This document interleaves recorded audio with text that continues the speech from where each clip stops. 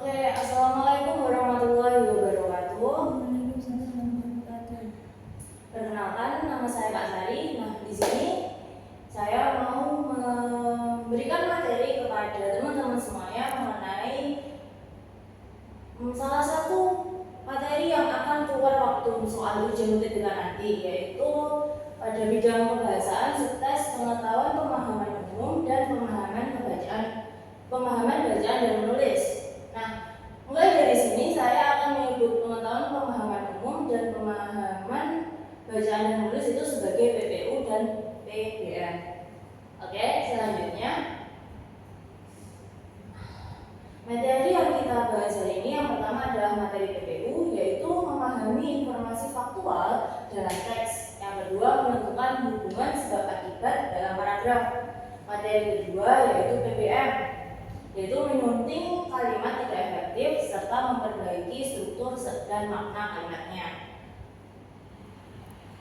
Teman-teman di sini kira-kira udah pernah dengar nggak soal materi ini? Belum, Kak. Belum. Oke, kalau gitu kita langsung membahas ke materinya. Nah, dalam PPU sama PBM ada perbedaan materi kalimatnya. Kalau PPU itu berfokus pada pola dasar kalimat pasif untuk bagian keempat sama variasi kalimat. Sedangkan PBM itu fokusnya pada kalimat inti atau inti kalimat.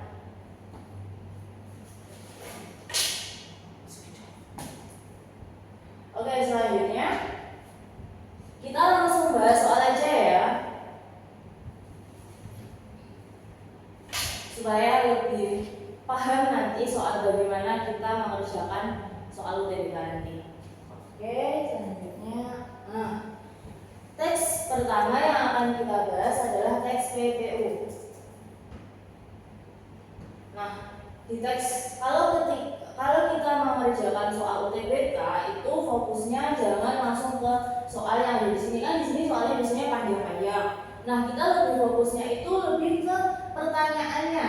Nah, kita bisa langsung fokus ke pertanyaan yang ada dalam soal tersebut. Misal di soal pertama ini tentang teks bacaan PPU, pertanyaannya adalah pandangan penulis terhadap informasi yang disampaikan pada kalimat 6 adalah, berarti kita fokus aja langsung ke kalimat 6-nya ya. Kayak gini. Nah, pada kalimat 6 ini ada sebuah teks, di dalamnya berisi meski beberapa orang menganggap trolling sebagai bentuk humor atau kritik sosial, banyak yang menilai bahwa perilaku ini tidak etis karena bisa berdampak negatif seperti memicu konflik, menyebarkan kebencian, bahkan menyulut tekanan mental bagi korban. Pandangan penulis terhadap informasi yang disampaikan kalimat adalah, berarti kita di sini nyarinya pandangan penulisnya. Pandangan penulisnya gimana? Penulisnya ketika menulis ini rasanya gimana sih? Dia berpikir tentang apa sih? Di sini pilihannya ada ragu, kritis, pesimis, marah, sama kesal. Kira-kira yang mana ya? Ketika menghadapi soal seperti ini, daripada kita fokus ke pola pengembangan kalimatnya, kita bisa lihat dari intonasi kalimatnya. Jadi kita bisa menilai bagaimana bagaimana perasaan penulis itu ketika menuliskan soalnya. Contohnya di sini, meski beberapa orang menganggap trolling sebagai bentuk humor atau kritik sosial, banyak yang menilai bahwa perilaku ini tidak etis karena bisa berdampak negatif. Ini penulisnya itu berpesan sebagai, memiliki pandangan berbeda atau pertentangan di dalam teksnya mengenai trolling, dan isinya ini sebagai bentuk humor atau kritik sosial, sementara banyak yang menilainya tidak etis. Melalui tulisan ini maka bisa kita ketahui bahwa penulis tidak hanya memberikan perbandingan secara detail, tetapi juga menunjukkan sifat evaluasi yang tajam, sehingga jawabannya dari soal ini adalah kritis. Ketika seorang penulis menuliskan kalimatnya dengan evaluasi yang tajam secara mendetail, berarti kita bisa mengetahui kalau penulis itu sangat kritis terhadap tulisannya. Dari sini ada pertanyaan, Belum. Belum. Oke, kalau begitu kita lanjut ke pertanyaan selanjutnya. Oleh Bapak Agus dulu yang ini.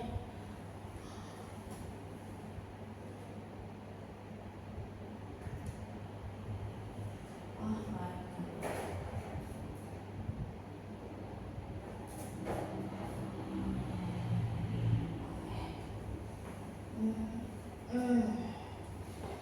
Selanjutnya ke pertanyaan teks PPU yang kedua. Sama seperti pernyataan saya tadi, ketika kita membaca atau mengerjakan soal UTBK, jangan langsung berfokus pada teksnya karena teksnya itu selalu panjang, terutama pada soal kebahasaan atau soal literasi. Kita bisa langsung fokus ke pertanyaan yang ada di dalam soal tersebut. Soal yang kedua ini pertanyaannya adalah fungsi konjungsi. Oleh sebab itu ada kalimat 3 adalah jadi kita fokusnya pada kata oleh sebab itu pada kalimat yang ketiga. Nah, kata oleh sebab itu merupakan bagian dari konjungsi kausalitas. Maka dari itu kalimat dengan konjungsi maksud saya kalimat yang terdapat konjungsi kausalitas biasanya menjelaskan kalimat sebelumnya. Kalau kita bisa amati dari pilihan gandanya, ada yang memperluas informasi yang telah dibahas, ada yang menambahkan informasi, menegaskan kembali, membuktikan, sama menjelaskan konsekuensi dari informasi yang dibahas sebelumnya.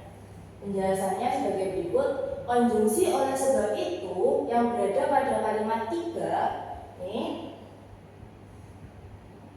memperlihatkan adanya hubungan kausal dengan kalimat 2, sehingga pola pemaparan dalam teks tersebut menjadi sebab dan konsekuensi. Berarti kalimat 2-nya itu sebagai sebab adanya kalimat 3 yang di dalamnya terdapat kata oleh sebab itu. Kalau kita baca lagi dengan seksama teksnya, di soal nomor 2 ini termasuk dalam jenis teks eksplanasi penjelas. Karena eksplanasi penjelas itu konjungsi kausal seperti oleh sebab itu, sehingga atau akibatnya menunjukkan akibat logis dari kondisi atau kalimat sebelumnya. Jadi jawabannya adalah E yang ini. Oke semuanya, ada pertanyaan? Belum. Kalau begitu bisa kita lanjutkan ke materi yang kedua ya, tentang PBM, pemahaman bacaan dan menulis. Agak jujur. Nah, pada pemahaman bacaan dan menulis ini, seperti yang saya jelaskan di awal, kita akan kalau yang PPU kita memahami informasi faktual dalam teks, menentukan hubungan sebab akibat dalam paragraf. Nah, yang PBM ini menyunting kalimat tidak efektif dan memperbaiki struktur serta makna kalimatnya. Kalau gitu, karena kalian nggak ada pertanyaan, bisa kita lanjutkan ke soal yang berikutnya ya. Oke. Nah, ini yang materi tadi. Ada pertanyaan? No? Belum? Oke, yuk. Nah, ya.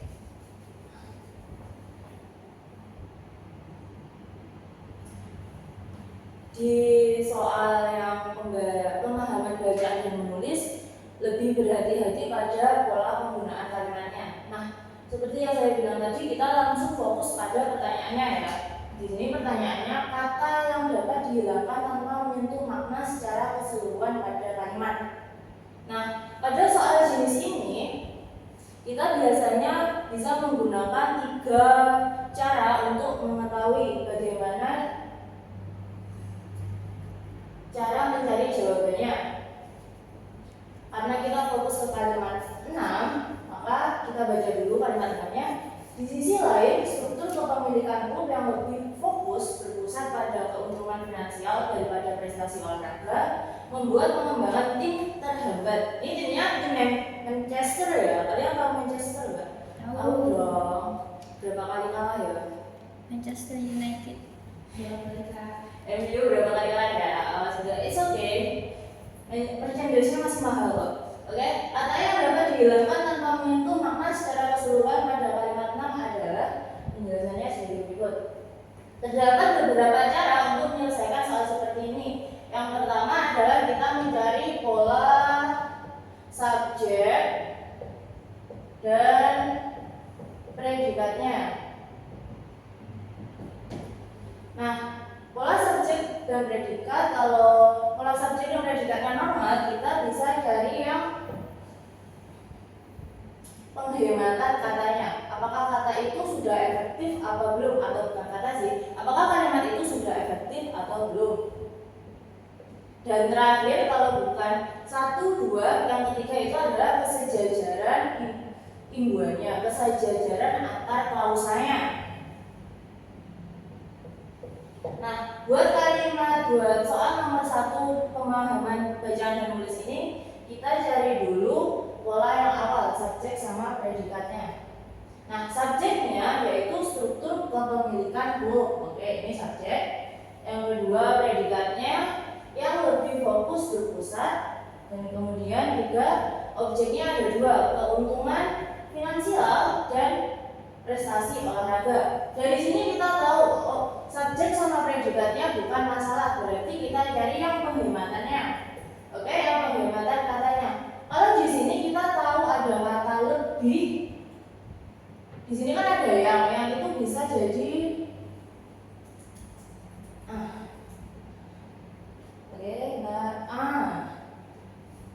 ini bisa jadi perluasan makna.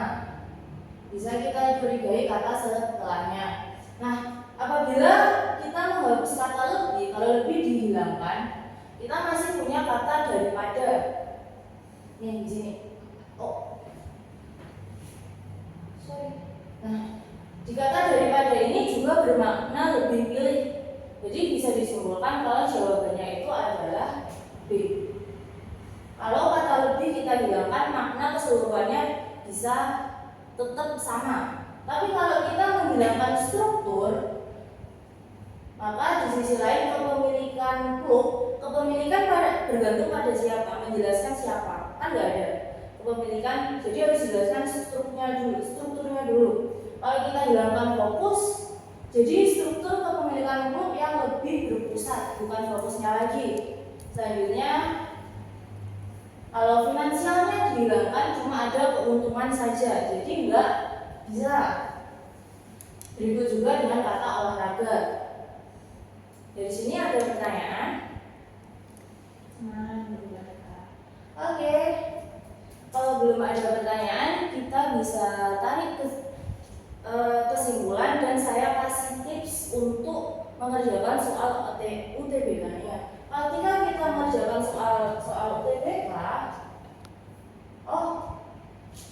masih ada satu soal lagi.